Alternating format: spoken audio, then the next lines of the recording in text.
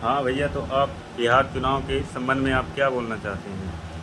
तो अभी आगामी चुनाव होने वाले बिहार में सितंबर अक्टूबर के बीच में। जी। तो बिहार चुनाव के बारे में बहुत कुछ बोलना है कि इस बार बिहार में बदलाव चाहिए, क्योंकि आप लोग देखते होंगे कि अभी की कंडीशन में जो हमारा बिहार है, इसमें जो सबसे बड़ा मुद्दा है वो पलायन है। कि हमारे देश में अभी पलायन सबसे बड़ा मुद्दा है, बिहार में खास करके पलायन और बेरोजगारी बिहार की सबसे बड़ी समस्याएं हैं और पलायन सबसे बड़ी समस्याएं हैं। इस चीज़ पे बिहार को अधिक जोर देना होगा और शिक्षा में बहुत सुधार करने की आवश्यकता है बिहार में। अगर आप दिल्ली में देखें और बिहार में देखें तो आपको एजुकेशन सिस्टम में बहुत बड़ा फर्क दिखेगा।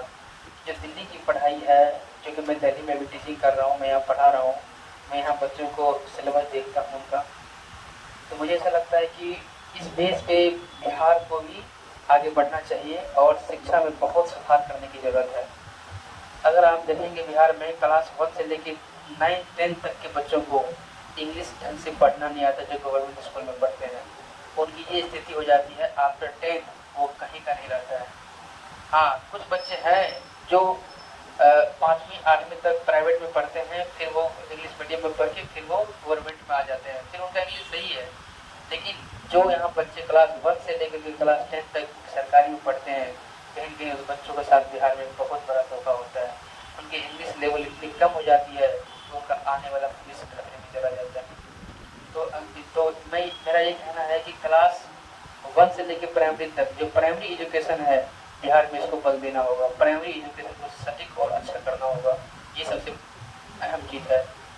उसके बाद जो मिडिल स्कूल है, वहाँ पे शिक्षा में बहुत सुधार करने की आवश्यकता है। ये तो रह गई एकेडमिक पढ़ाई।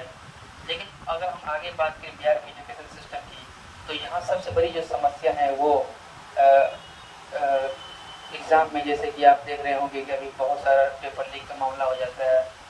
तो इससे कहीं न कहीं बहुत बड़ा नेगेटिव होता है बच्चों के साथ कि भाई इतना लोग विद्यार्थी मेहनत करते हैं, पढ़ते हैं, उनका पेपर लीक हो जाता है, तो कहीं न कहीं वो बहुत दुःख के साथ और व्यक्तिगत होती है बिहार के स्टूडेंट्स हैं।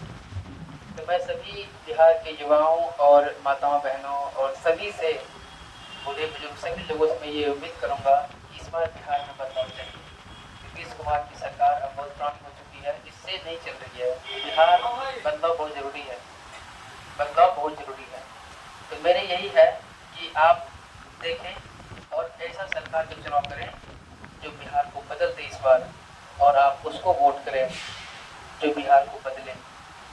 तो मेरे अनुसार से अभी बिहार में जो एक राजनीतिक पार्टी आई है जन स्वराज, मैं उसका जिक्र जरूर करूँगा। जो बिहार में एक गली गली जाके, सड़क सड़क जाके और वहाँ पे जो लोगों से बातें कर रहे हैं, वो हमें बहुत अच्छा लगता है। एजुकेशन सिस्टम पे बातें हो रही है, उसके बाद जो पलायन की बातें हो रही है, बेरोजगारी की बातें हो रही है, तो ये कहीं ना कहीं बहुत पॉजिटिव पॉइंट है।